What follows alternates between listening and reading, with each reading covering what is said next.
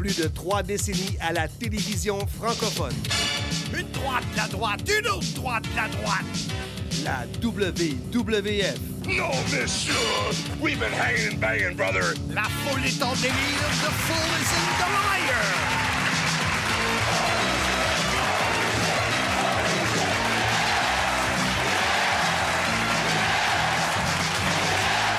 La WCW. Woo! New World Order. J'ai la chair de poule. Comme disent les Américains, I've got the chair to pull us. TNA. Impact. L'arbitre demande le prix et on parle pas de fromage. TOW. Mon nom est Marc Blondin, Monsieur Fun International, Top of the World, the original, vintage depuis 1958. Voici mon podcast. Soyez-y, mesdames, messieurs. Une proposition de Patrice Maltais.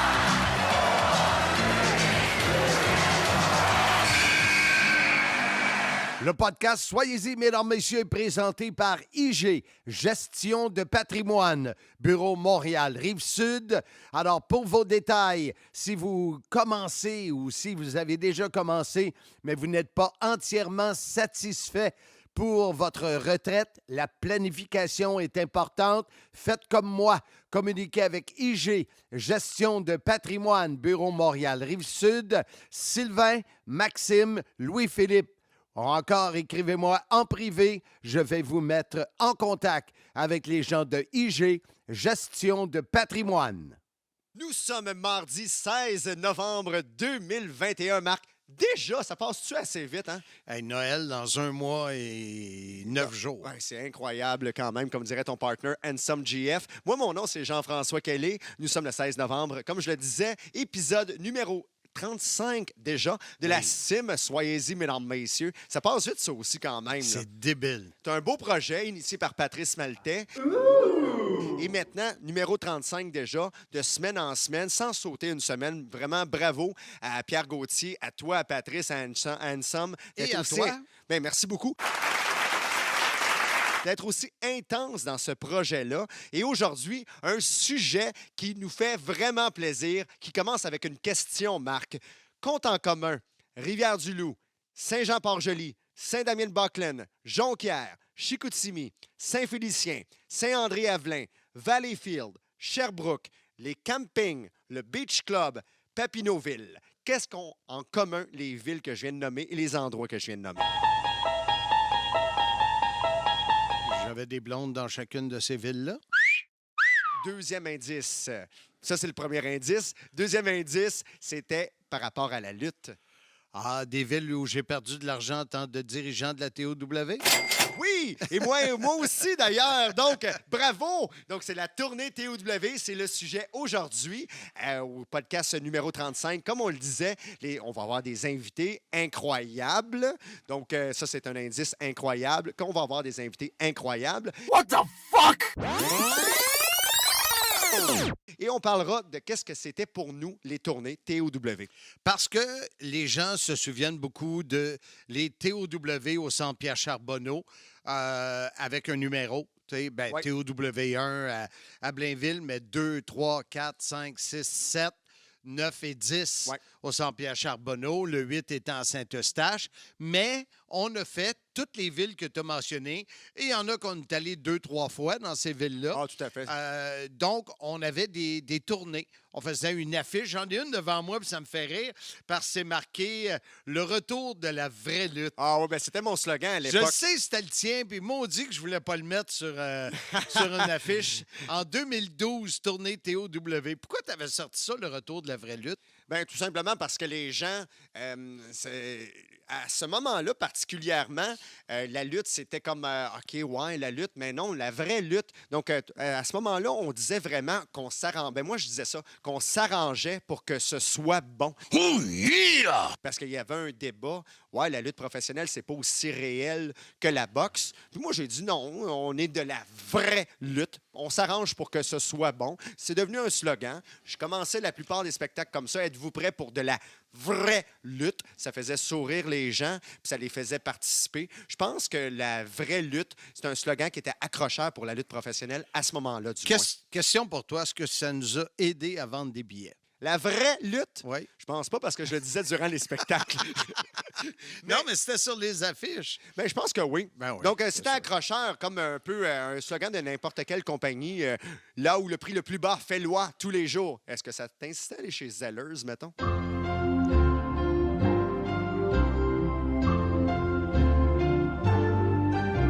Non, mais c'est justement la vraie lutte. Il fallait intégrer ça au slogan de la TOW et dans la lutte québécoise en tant que telle. Puis toi, quand je te parle des tournées de la TOW, est-ce que tes souvenirs, là, est-ce que tu vois ça comme le gars de gang qui est annonceur maison, ou est-ce que tu vois plus tes souvenirs comme étant un des dirigeants qui stresse savoir si ça va marcher ou pas? Je stressais pas, mais non, pas un gars de gang en tant que tel. On va avoir sûrement des anecdotes de tournée de nos invités. Mais moi, en tant que tel, non, j'étais là en mode dirigeant parce que j'aimais ça faire ça. J'étais pas le genre vraiment à sortir dans les bars après, à part une fois de temps en temps aller au karaoké avec Minas Paniagiotakis, notre photographe. Mais sinon, non, j'étais en mode administratif. C'est-à-dire, j'aimais ça faire la coordination. Si on avait plusieurs villes dans la même fin de semaine, coordonner les hôtels, coordonner le salaire, les chèques des gens avec toi. Donc, non, vraiment, j'étais plus dans le mode administratif de la chose. Dans tous ceux qui étaient là, je pense que toi et moi, on est les deux qui tripaient moins en voulant dire qu'on avait moins de plaisir tu sais, tes écoutes parler, puis vous allez les entendre parler, les invités, puis écoute, eux autres partir en tournée, nous autres, on s'en allait travailler, puis... Oui, tout à fait. Parce que c'était comme... Il fallait que ça marche parce que on faisait précédemment notre promotion, que ce soit dans les journaux, à la radio.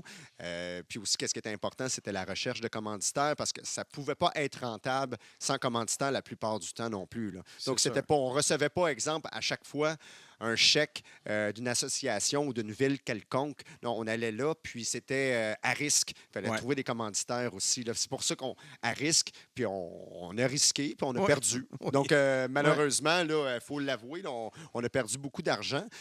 Mais l'intention, c'était d'en faire puis de mettre une belle plateforme pour la lutte au Québec. Malheureusement, ça n'a pas marché de notre côté parce qu'on ne pouvait pas faire ça éternellement. Là, on n'avait pas comme 1 million à investir à la base. Là, on n'avait même pas quelques mille dollars, mais au final, on a perdu plus que ça. C'est ça. Donc, j'aimerais te faire entendre un segment. J'en parle souvent aux auditeurs du CIM. J'écoute régulièrement en m'entraînant. Ça fait drôle quand je dis ça, parce que le monde ne croit pas que je m'entraîne, mais oui, je m'entraîne. J'écoute les podcasts d'Eric Bischoff. Et j'en écoutais un sur Road Hog, parce que le premier qu'ils ont fait... Hog Wild. Hog Wild, Oui. c'est ça. Après ça, c'est devenu... Road Wild, parce qu'il n'a pas le droit d'utiliser Hug pour Harley Owner Group. Exact. Et lui, il ne savait pas. Mais il parle de ce que nos invités vont nous parler sans doute, la camaraderie. Alors, on fait écouter ça, c'est en anglais, ça dure 2 minutes. Puis après, Jean-François et moi, on va vous traduire ça. C'est les mots de Eric Bischoff, qui était le PDG de la WCW. We had an amazing ride. We haven't talked about that at all, but the ride from Sturgis, the camaraderie that we had developed, and, again, context is king, as the shirt says, but, WCW for so long had been, first and foremost, we were the redheaded bastard stepchild within Turner Broadcasting that nobody wanted to associate with. I mean, you'd have to be there to really appreciate what I'm saying here. But, to be an employee of Turner Broadcasting, to be an employee of WCW and Turner Broadcasting, and to go down into the atrium or to go to eat in one of the restaurants and people would recognize you as a WCW person, you were a second or third or fourth class citizen. Nobody in that entire company wanted you to be there, or wanted your company to even be a part of Turner Broadcasting. So there was that, you just felt unwanted and out of place. And from a wrestling talent point of view, none of us were ever together very long. Even when Nitro first started, kicking off, we'd all come together and, you'd do Nitro. and maybe you get together at the bar for an hour or two after the show, and then boom, everybody would go their separate ways, and you wouldn't see each other till the following week. There was no real camaraderie or sense of, you know, team. So the idea of going to Sturgis, a small part of it, I don't want to say a big part of it, because not everybody liked to ride.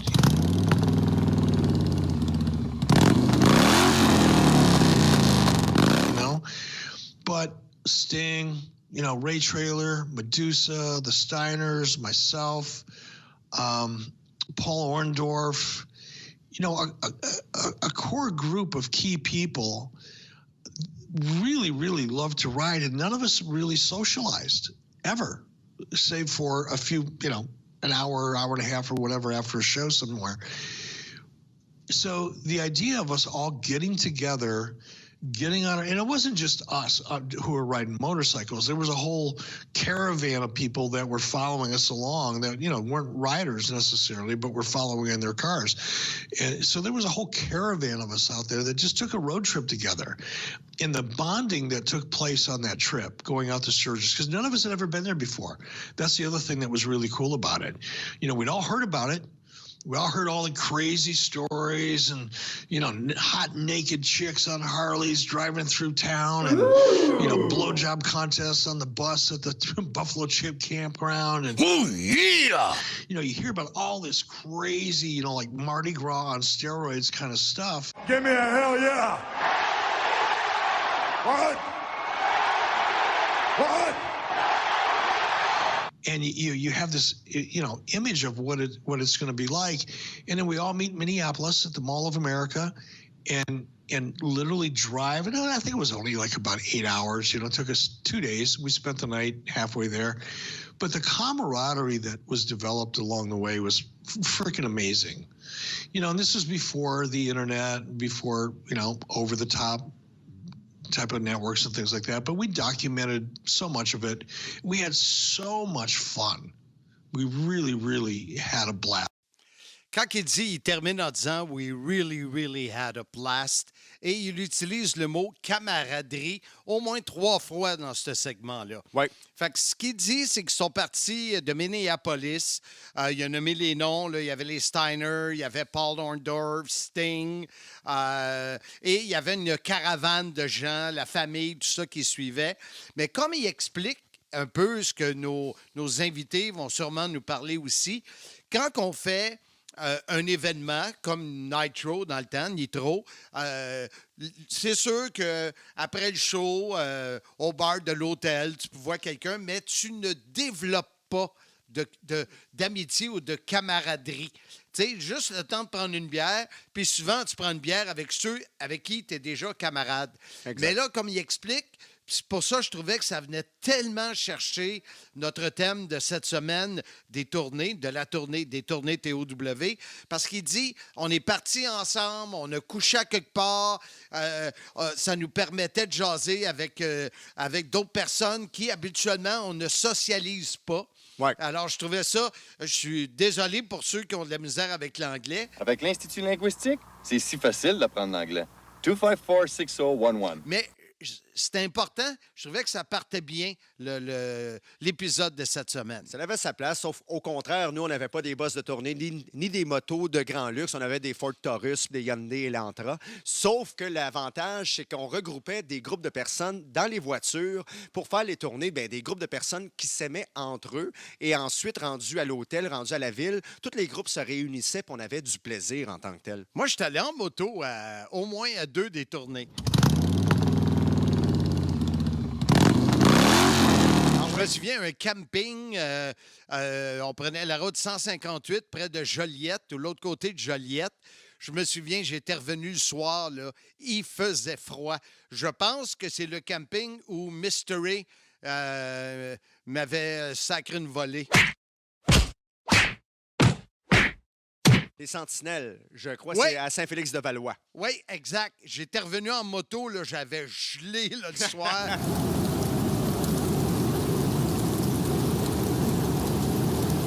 Et Parce que l'autre... t'étais gelé déjà. Non, Donc, non, t'avais non. gelé la face. Hey, parle pas de rumeurs, toi. Non, monsieur! Et il y avait aussi un autre à Saint-André-Avelin, parce que j'ai une photo où Sexy Eddie est en train de faire un geste vulgaire avec la tête de la mascotte de M. Fun. Fait que ça, parce que tu dis, on y allait pas en moto, mais c'est 2 fois que j'étais en moto, mais habituellement, on embarquait 4-5 dans auto, puis... Parce que toi, en réalité, on faisait partie du côté administratif, mais il faut quand même savoir c'est quoi notre plaisir. Toi, ton plaisir, entre autres, c'est d'y aller en moto l'été durant des belles journées. OK, il faisait froid en revenant. L'hiver, j'aime pas ça. Non, non, non, non. Non, c'est sûr et certain que non, mais toi, t'étais assez intense que t'amenais ta moto dans la van, puis c'était réglé. Hein? Quasiment. mais pour vrai, les tournées TOW, c'était de la camaraderie d'abord. Nous, par rapport à ça, par rapport aux tournées, c'était du côté administratif. On se préparait plusieurs mois d'avance, Marc, quand même. Là. C'est surtout pour faire la promotion. On contactait les journalistes qui ne nous répondaient pas toujours. Donc, on était chanceux quand arrivait un journal qui nous disait qu'on va faire une histoire demain. Des fois, ça dépendait s'il y avait des grosses games de hockey, qu'est-ce qui était l'actualité en tant que telle. Puis quand que ça passait dans le journal, ça avait un impact majeur. On se payait de la publicité, on payait carrément pour avoir des affiches publicitaires dans les journaux. On envoyait nos affiches à des promoteurs locaux pour l'affichage dans les dépanneurs, dans les épiceries. On y allait vraiment avec la base pour faire la promotion des événements, des tournées, parce qu'il fallait quand même avoir du monde dans la place pour avoir du fun aussi. Oui, c'est sûr. Et pour ceux qui savent pas le côté administratif, comme tu dis, le côté de patron, là, de dirigeant. Tu sais, c'est beau faire des shows pour faire des shows, mais à un moment donné, il faut que tu aies du monde parce que, tu sais, déjà, on en a parlé précédemment. On a un record de quoi? C'est 1900, je sais pas quoi. Ouais, 1905. 1905 personnes à Montréal. Fait que, tu sais, c'est sûr que tu vas avoir 100, 150 personnes, puis c'est pas évident de vendre les billets. C'est vraiment pas évident. Alors, on essayait toutes sortes de trucs, mais le but aujourd'hui, c'est pas de parler de nos malheurs. Non. C'est, entre autres, d'avoir un premier invité qu'on va pouvoir écouter après la pause. Et c'est celui qui, des fois, est là comme co-animateur au podcast. Handsome JF, qu'on avait... un homme avec de belles valeurs. On avait nommé Jean Fray à la TOW.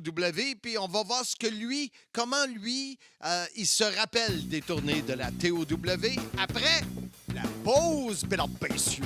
le podcast Soyez-y, mesdames, messieurs, est fier d'ajouter à sa liste de partenaires Sécurité L de Mercy-Fils de Valleyfield. Un choix de confiance depuis 1978, maintenant reconnu partout au Québec. Vente, installation de systèmes de sécurité résidentiels, commercial, industriels et institutionnels. Alarmes, feux, vols, médicaux, caméras de surveillance et tellement plus. Communiquez avec Roger Demers, un de mes amis d'enfance. 450-373-7090. Sécurité L de Mercy-Fils. Marc, très heureux. Présentement, on reçoit nul autre que ton co-animateur à Impact Wrestling, l'incroyable Handsome JF. Salut JF, comment ça va? Wow! La présentation incroyable de la légende vivante Jean-François Kelly. Je suis Jésus plein d'eau. Moi, j'ai la chair de poule de te recevoir. The Chair de Police. Oui, The Chair of Police. Et aujourd'hui, on veut entendre des anecdotes concernant les tournées TOW.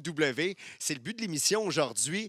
JF, est-ce qu'il y a quelque chose qui te vient en tête en premier concernant les tournées qu'on faisait?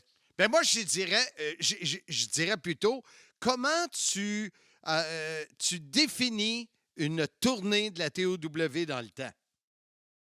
Ben, tu sais, moi, je suis un gars de sport d'équipe, hockey, baseball, puis moi, la camaraderie, puis être avec mes chums, c'est super important, même dans ce monde de la lutte très, très égocentrique. Moi, je suis un gars de gang, puis les tournées TOW, ça me permettait d'être avec mes chums, Mastro, Maltais, Sly, la clique. Tu dis Maltais? Ben oui! OK. Ben, faut pas que je le fasse bien paraître une fois de temps en temps. Vu de Mais même. tout ça pour dire que c'était le fun, les shows, mais c'était un beau prétexte pour partir sur la route entre boys, puis avoir du fun. Puis c'est sûr que l'aspect lutte, c'était super le fun parce que c'était des shows à grande envergure. Puis moi, c'est ce qui était le plus fun des tournées, c'est ça. C'est Surtout, la c'était le temps route. d'un week-end. Surtout, comme tu dis, la Ouais, exact. clique, parce que c'était vraiment tes chums personnels avec qui tu faisais les tournées, là. Oui, c'est ça, exactement. Tu sais, c'était la route, on se racontait plein d'anecdotes, on se racontait nos vies, on se racontait des peurs, on avait les shows, les après-shows aussi, on sortait dans ce qu'ils appelait à l'époque des discothèques, on rentrait très tard, on Des avait quoi? bien du fun. Fait que des discothèques, Marc. Ça me dit rien.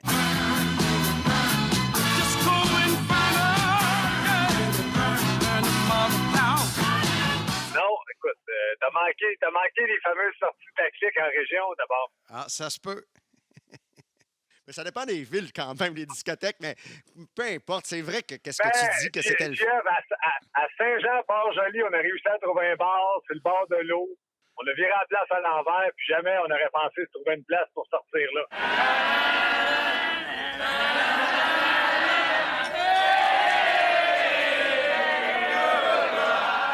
Ouais, je me souviens, j'étais là aussi.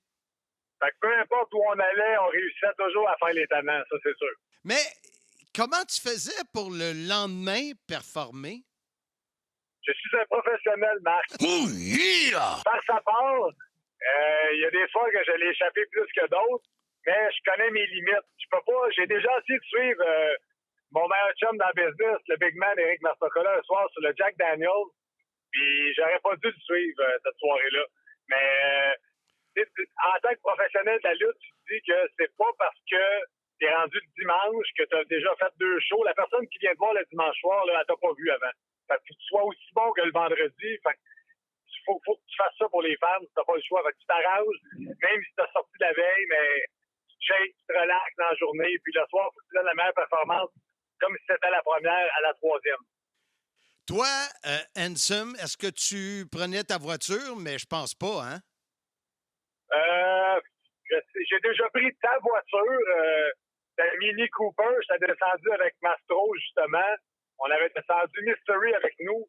Mais j'ai déjà pris ta voiture. Je sais pas, j'ai déjà pris ma voiture. Souvent, je descendais avec Sly. Je te On pose descendait la clique question ensemble. parce que monter, c'est une chose, mais les retours, là, avec les gars qui ronflent.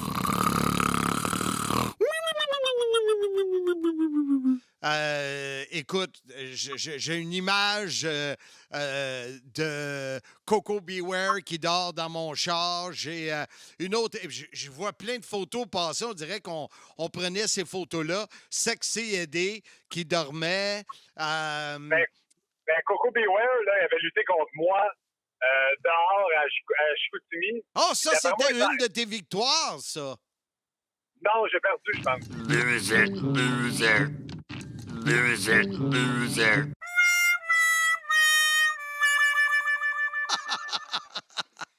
Ben, ce soir-là, lui, il s'attendait peut-être pas à travailler autant. Mais j'avais l'idée le match à tel point que à un moment donné, j'étais en train de lui donner des coups de poing, puis il me dit What's next, kid? What's next, kid? Fait que d'après moi, je l'ai brûlé, Max. C'est pour ça qu'il a dormi tout le long. Ouais, il y a ça. Puis il m'a demandé 200$ de plus US parce que tu l'avais brûlé. Ouais, il a payé. En tout cas, il a travaillé pour sa paye ce soir-là. Je sais pas combien tu l'as payé, mais il a travaillé. Une autre anecdote. Tu parles d'anecdote, là. Vas-y. Coco Beware qui avait pas sa teinture à cheveux. C'est Puis vrai. 2 minutes avant que j'arrive au ring, il me dit Hey, JF, fais du temps au micro. Ben, je suis rentré, puis il faisait clair.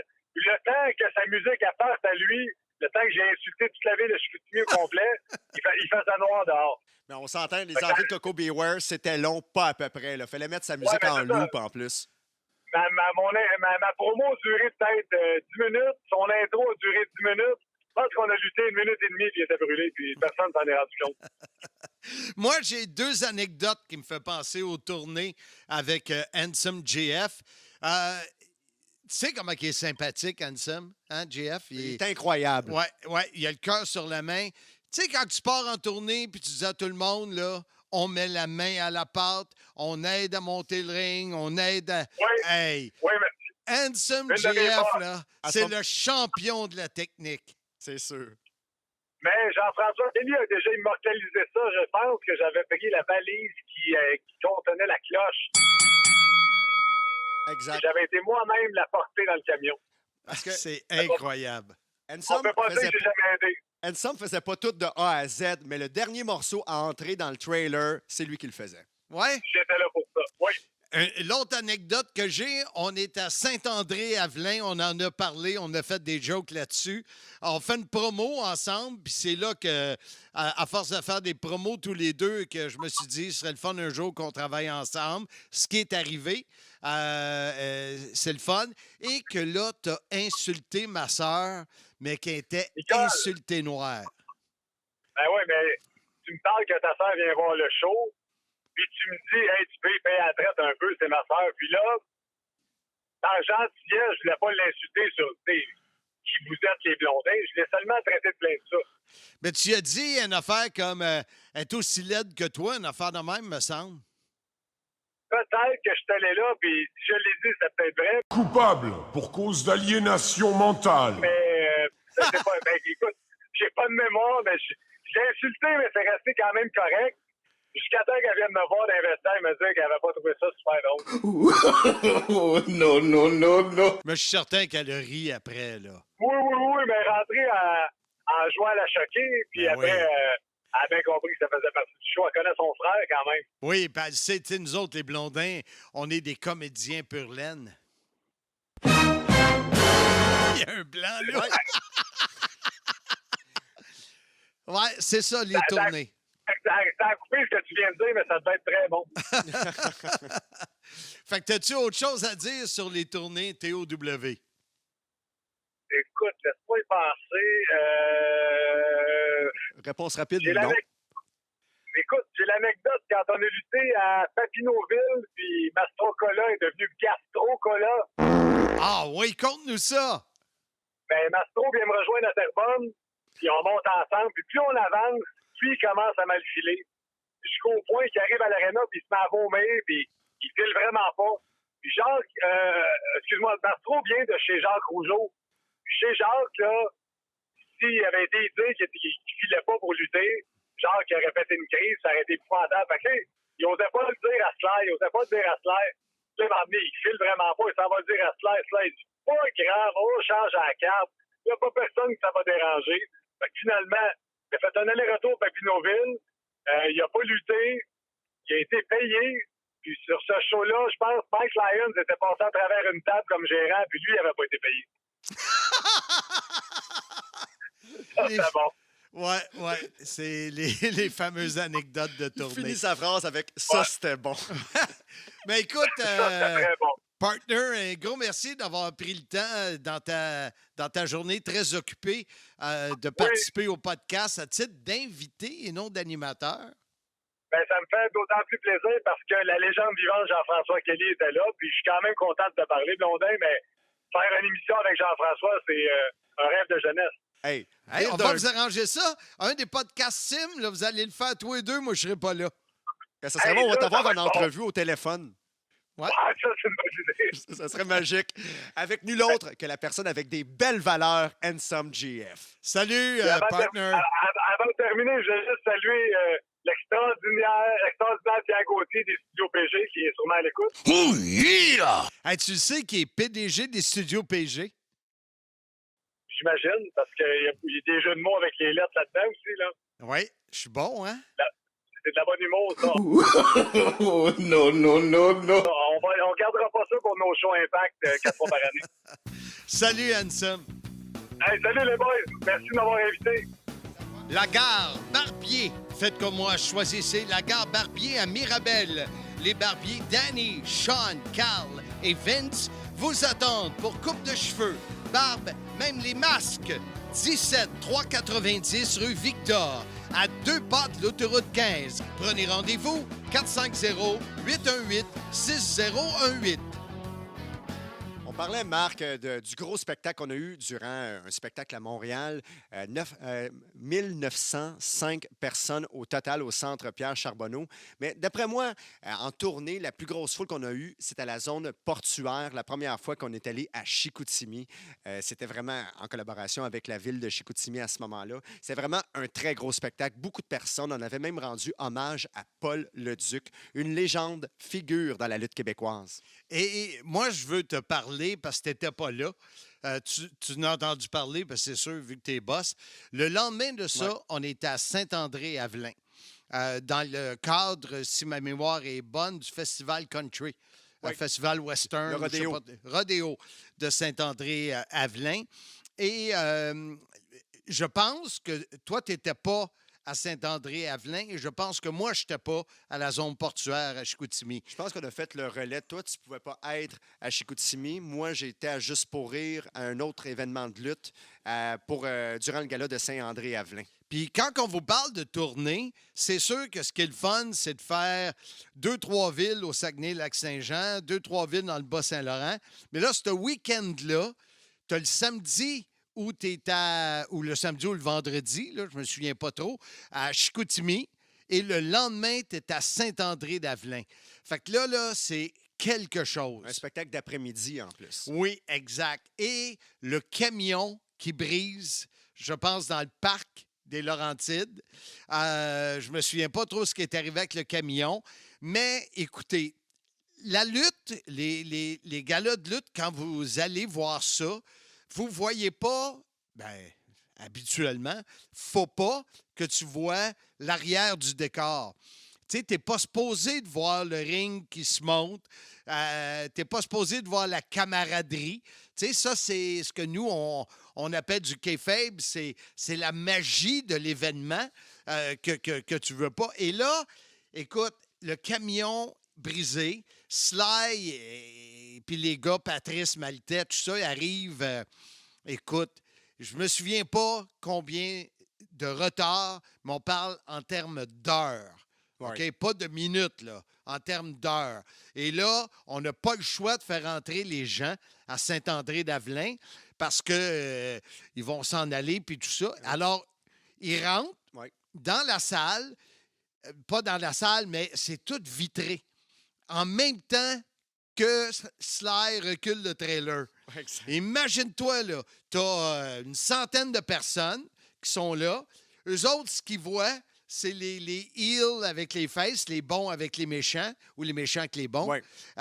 Ils voient la porte du truck, puis une gang de malades qui rushent comme des fous pour monter un ring. Fait que c'est sûr que ceux qui ont vécu ça, ils ne l'avaient jamais vécu avant. Des spectateurs, là, ils n'ont jamais vu ça. Non, monsieur! Ben, c'est sûr, parce qu'on s'entend, c'est un festival western de Saint-André-Avelin.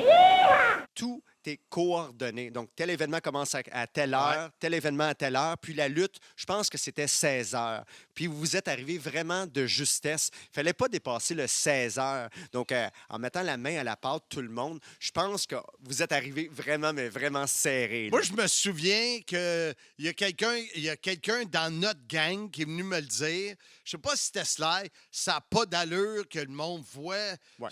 Puis là, j'avais dit, garde, je m'en calisse! Il faut que ça soit prêt.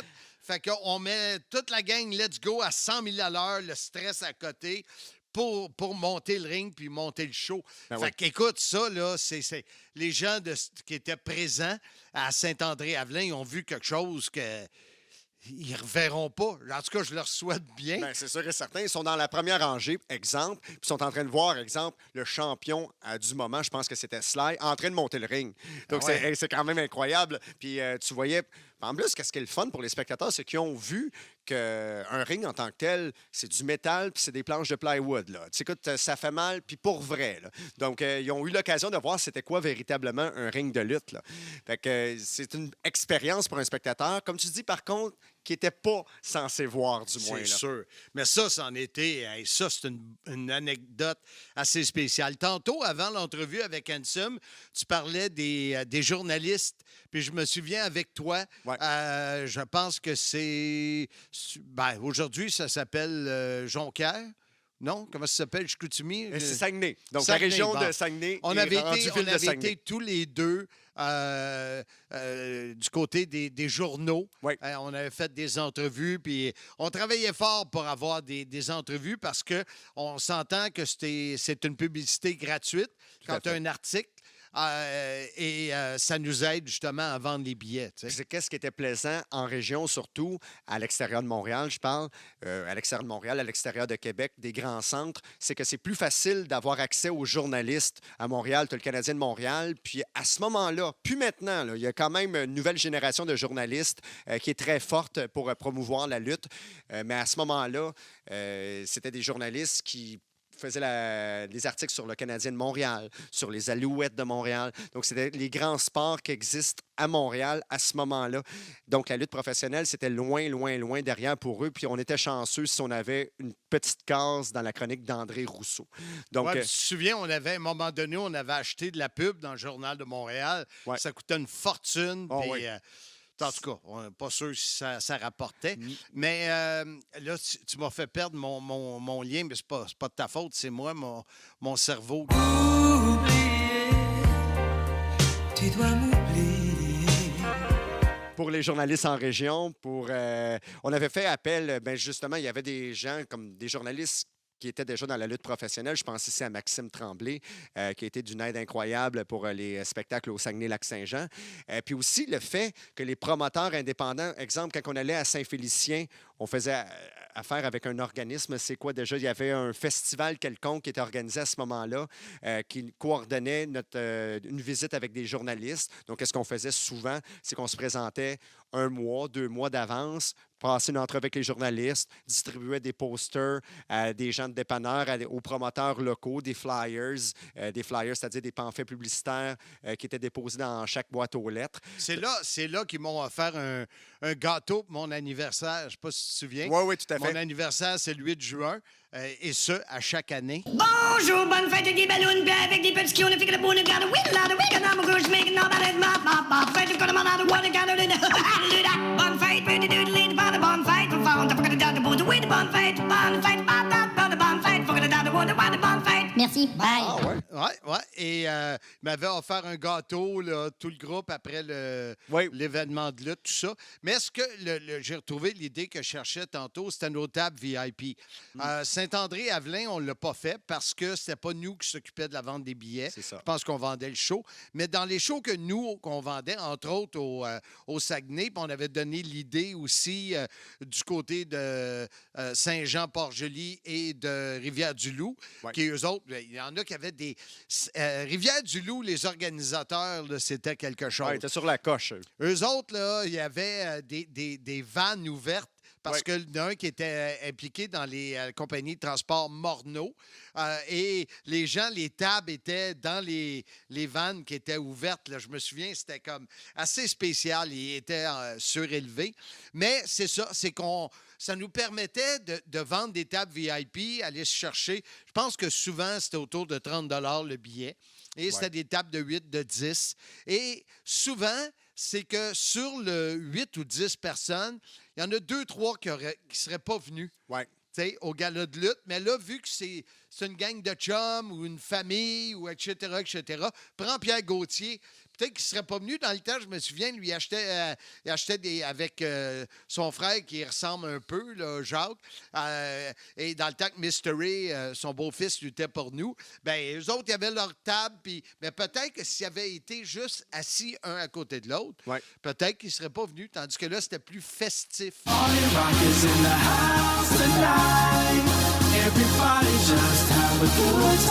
Exact. Pour l'amateur, entre guillemets, occasionnel, c'est plus le fun d'être en gang, regroupé comme ça, autour d'une table, au lieu d'être dans des sièges séparés dans une rangée. Là. C'est un incitatif incroyable quand même. Mais oui, il y avait les journalistes, il y avait les tables VIP, il y avait les commanditaires. Puis les commanditaires, ça a tout le temps été plus facile en région. Ah, c'est sûr. Parce- Comme les médias. Oui, exactement. Tout est plus facile, sauf vendre les billets. Oui, mais parce que les réseaux sociaux n'étaient pas réellement qu'est-ce que c'est devenu en 2021. À ce moment-là, il fallait vraiment aller chercher individuellement chacune des personnes dans chacune des villes qu'on allait.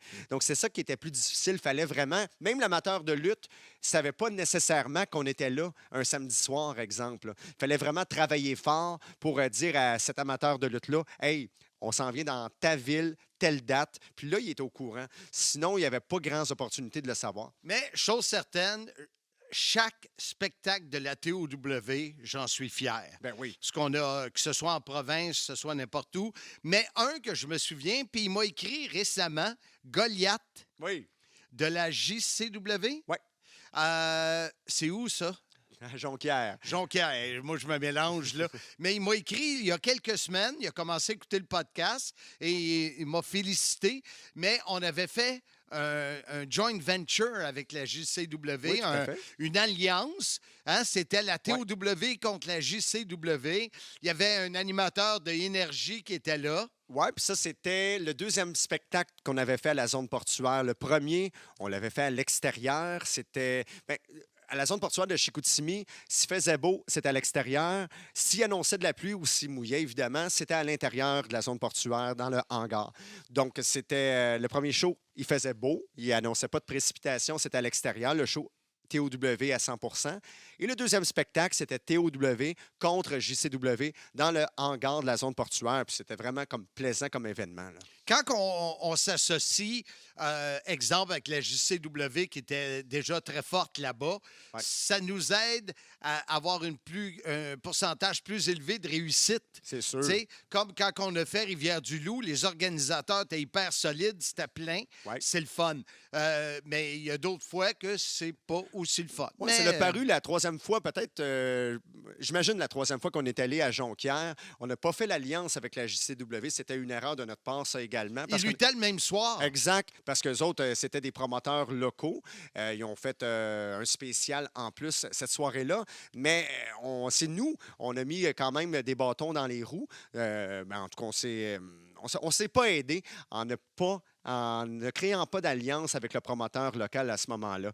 Mais, mis à part cet événement-là, on a eu bien du plaisir dans nos tournées au Saguenay-Lac-Saint-Jean et un peu partout au Québec, là. Fait que Goliath, on te salue et on fait une dernière pause et ensuite, c'est le mot de la fin. On parlera de nos invités de la semaine prochaine sur le podcast des tournées TOW. Vous avez des idées de rénovation? L'équipe de Réno Condo peut vous aider dans vos futurs projets. Sylvain attend votre appel pour petits ou grands travaux. Pensez Réno Condo. 438-872-7686. 438-872-7686. Visitez notre site web renocondo.ca. Renault Condo va réaliser vos projets. En fin de retour, Marc, on a trop de choses à dire sur les tournées TOW. Il va falloir faire un spécial, OK? Je déclare officiellement qu'aujourd'hui, numéro 35, le 16 novembre, c'était la partie 1. On fera une partie 2 à un moment donné. Ben, moi, je te dirais que le moment donné va être la semaine prochaine. Ah oui, déjà? Ouais. Je suis vraiment content quand même parce qu'on a du stock. OK, on va rester en studio. Puis je pense, en tout cas, on va essayer de rejoindre au téléphone 2 invités. Ouais, qu'on aura la semaine prochaine. Bonne idée. Oui, donc c'est qui déjà? Je pense qu'on va essayer d'avoir Sly, premièrement, notre copromoteur de la TOW. Ouais. Puis, pourquoi pas, Éric Mastrocola. On a eu la chance de l'avoir durant la partie 2 de l'humour dans la lutte, l'épisode numéro 33, si vous voulez l'écouter. Il nous parlait d'un combat avec un ours. Et maintenant, la semaine prochaine, du moins,